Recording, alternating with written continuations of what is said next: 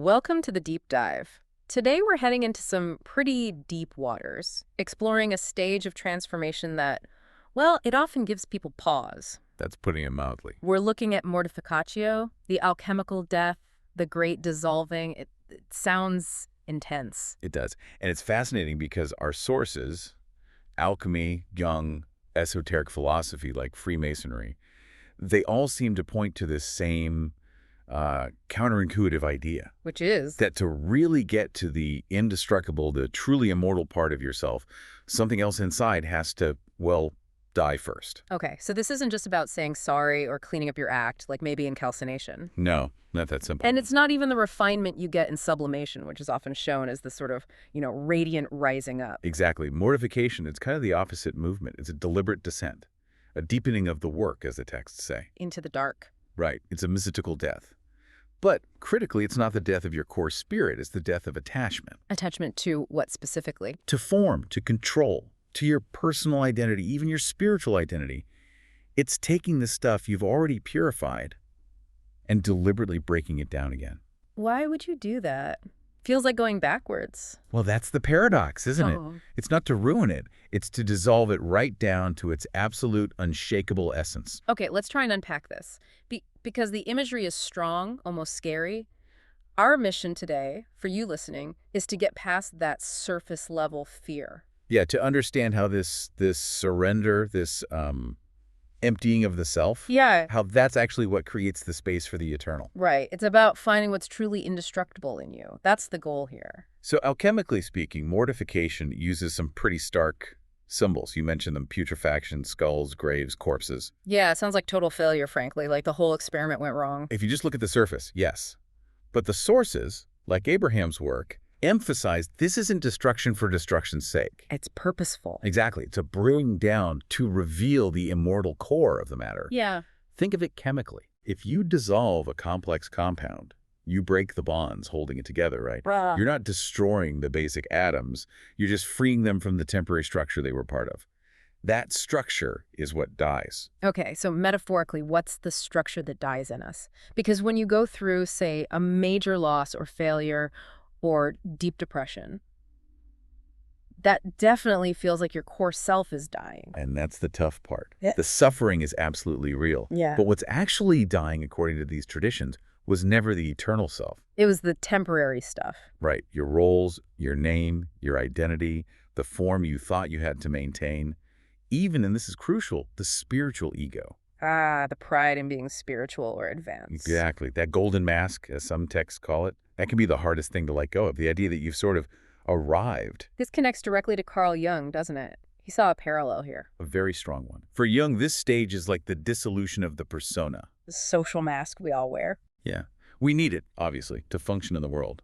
But if we mistake the mask for our actual face, we're living an illusion. Jung felt that deep psychological work, the final stages, requires stripping away even those really ingrained constructs. It sounds terrifying. If all my roles dissolve, parent, worker, friend, even seeker, what's left? Often, yeah, a feeling of existential dread or deep loss, depression. You're mourning the story you thought was your life. So how is that productive? Because, Buell argued, the value is in that suffering. He basically said the psychological point of mortificatio is that this intense suffering strips away the final illusions. Reveals. The essence. The soul. It's suffering with a purpose, forcing you down to bedrock. Okay, so alchemy gives us the chemistry of this inner death. Where do traditions like Freemasonry come in? How do they handle this? They make it participatory, ritualistic. Confronting mortality isn't just a concept in Masonry, it's enacted. So the ritual itself is a kind of mortification. Precisely. It's designed to help facilitate that inner stripping away, that necessary psychological death. Can you give an example? Sure. Think about the entered apprentice initiation. The candidate is symbolically stripped. Of medals, money, worldly status. Right. It's not just archaic tradition. It's an active detachment from the material identity right at the start. The message is clear. Your value here isn't your job title or your bank balance. It's something else. And then it gets even more intense later on, particularly in the Master Mason degree. There's a symbolic death and burial. That's a lot. It's the ultimate ritual surrender, really. being symbolically slain, buried, and then raised. It forces a confrontation with physical mortality. How so? By showing that the physical self is temporary, the only way to truly overcome the fear of death, the ritual implies, is to undergo a kind of spiritual death while you're still alive. You put the ego in the grave, symbolically, before your body ends up there. Which brings us back to the skull symbol, so common in esoteric traditions. Not just Gothic decoration, then. Not at all. It's a tool. Memento mori. Remember, you must die. Exactly. And if you really internalize that, accept impermanence, well, you stop clinging so tightly to outcomes, identities, things. That detachment, the sources suggest, is what allows you to live authentically. That really shifts the perspective on, say, the Master Mason's work. It's not just about building things in the world. It transforms it. The focus shifts from personal gain to something more lasting. Albert Pike, in Morals and Dogma, he puts it quite powerfully. What does he say? Something like, the Master Mason is taught that the grave is not the end, but the beginning. Through that symbolic death, you ascend to a more perfect state. The grave becomes a gateway. So your work becomes immortal labor. That's the idea. Yeah. Work done from that place of detachment and purpose. To really grasp this death as rebirth idea, we should probably talk about the chamber of reflection. That feels like pure mortification in practice. Oh, absolutely. It's a literal symbolic descent into the earth of yourself. You're placed alone in a small, dark room. A symbolic tomb. Exactly. Often with just a few key symbols. Maybe a mirror, a candle flickering, and yes, a skull. Symbols of transience, self-reflection, fading light. The whole atmosphere is designed to make you confront yourself, your attachments, your fears. What's the deeper meaning of the darkness itself? It's not just emptiness. The texts describe it as gestation, like a seed in the earth. The silence isn't absence, it's potential. A room for rebirth. That's the symbolism. To be reborn, the spirit has to pass through the earth, through the inner darkness. You have to surrender to that seeming chaos to find a new, deeper order. And often, in that chamber, the initiate encounters the acronym VITRIOL.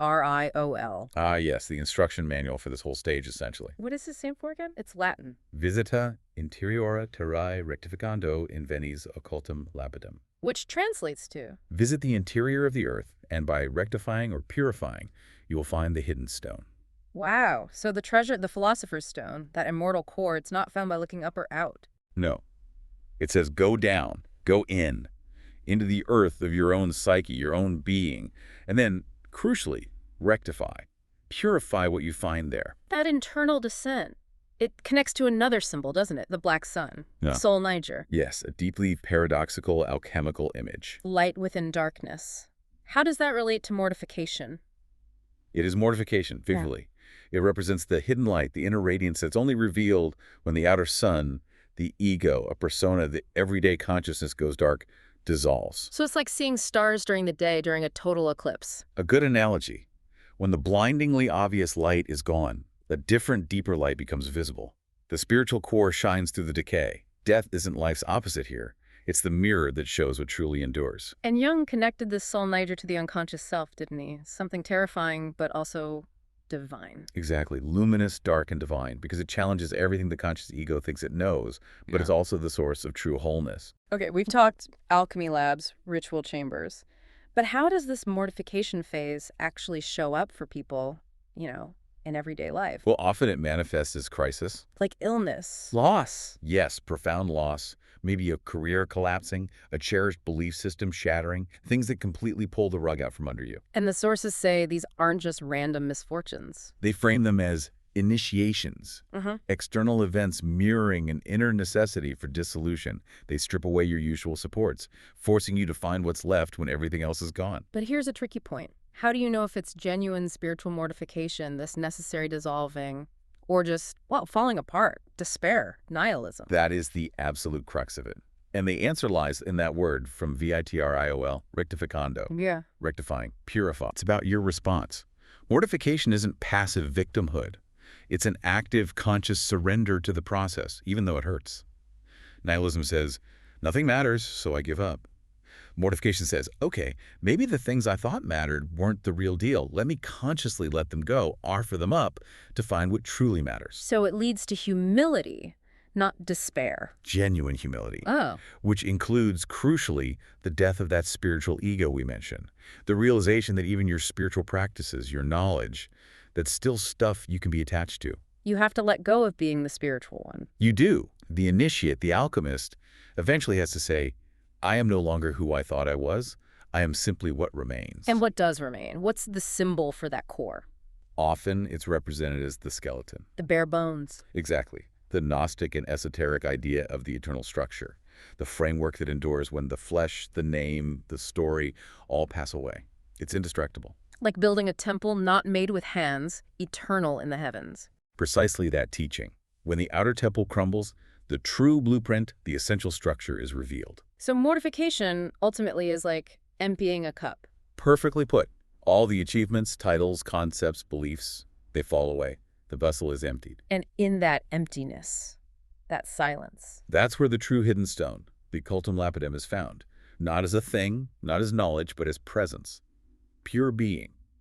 The treasure really is found in this symbolic grave. That's the realization of the celestial lodge within, where the I am resides. That's the state. Nameless, titleless, faceless. And in that very emptiness, paradoxically, immortality is found. That's the true raising. So this whole deep dive, it really shows mortification isn't the end of the journey. It's more like it's consecration. Yes, a conscious, active dying to the temporary self in order to be reborn as something eternal. Presence, light. It's the necessary step for any real ascent. And maybe the core lesson running through all these traditions is simply this. That which dies was never eternal. That which remains is already divine. Hopefully this reframes those tough moments of dissolution, those losses we all face, maybe gives you a different lens. And we want to leave you with a question to mull over, something drawn from all this material. Okay, what is it? If the deepest transformation truly requires this kind of surrender, this dying, ask yourself, honestly, how do I relate to death, symbolic or literal? What illusion, what part of my identity am I still clinging to that maybe needs to be offered into the dark? Answering that, Yeah. well, that might just unlock the next phase for you.